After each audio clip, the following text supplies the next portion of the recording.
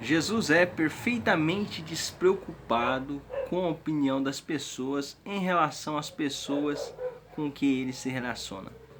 Essa é uma característica maravilhosa de Jesus. Ele não ligava a mínima para que os homens diziam dele. Ele chegou a perguntar que vós pensais que sois o Cristo, enfim. Mas isso não significa que ele se importava com a opinião dos homens. De fato, olha que incrível. Jesus não dava a mínima para a opinião das outras pessoas. É claro que isso é levado aos extremos a um cristão pode ser muito ruim, porque ele pode dizer que está imitando Jesus convivendo com pessoas ímpias, né? O que eu acho que não deve ser uma atitude de um cristão. O cristão tem que fugir da Babilônia, tem que sair dela, povo meu, e não toqueis nada imundo. O apóstolo chega a dizer, se ele não tem a mesma doutrina, nem comais com essa pessoa, ou seja, nem tenhais comunhão, porque comer, se relacionar, estar junto com a pessoa é ter comunhão, né? Então não se relacione com pessoas que não são cristãs. O apóstolo chega a dizer isso. Que comunhão a luz com as trevas. E de fato, sim, é muito prejudicial para o cristão ter amizades mundanas. Porém, Jesus é Jesus, né? Ele é o Cordeiro de Deus, ele é perfeito.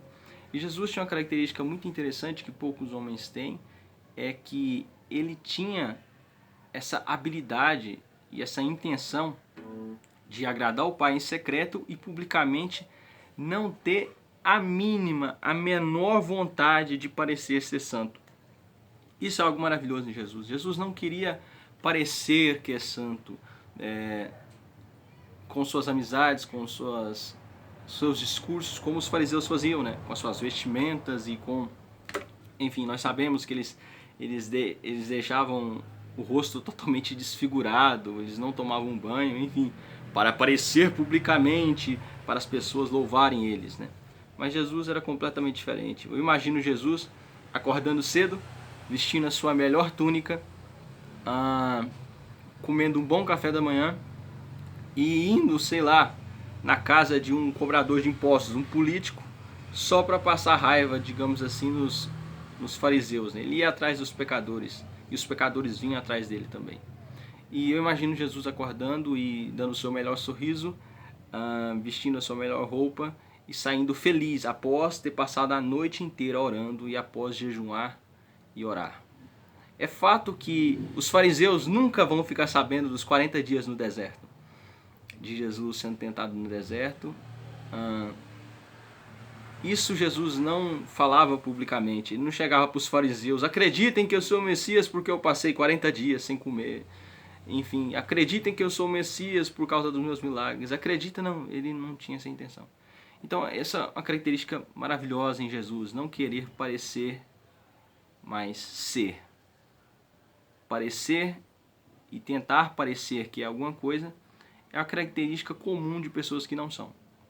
Geralmente a pessoa que está muito preocupada com a opinião das pessoas, o que vão dizer disso ou daquilo, geralmente no privado essas pessoas não têm santidade. Então, publicamente elas se esforçam muito para parecerem seres santas com suas palavras, enfim. Geralmente os pensamentos das pessoas que vivem tentando passar uma imagem de santidade para as pessoas são os mais horríveis e abomináveis possível.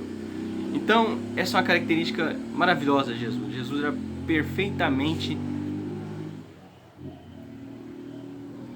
desinteressado na opinião dos homens em relação a tudo, em relação às suas falas, em relação às críticas com quem ele estava, com quem ele comia.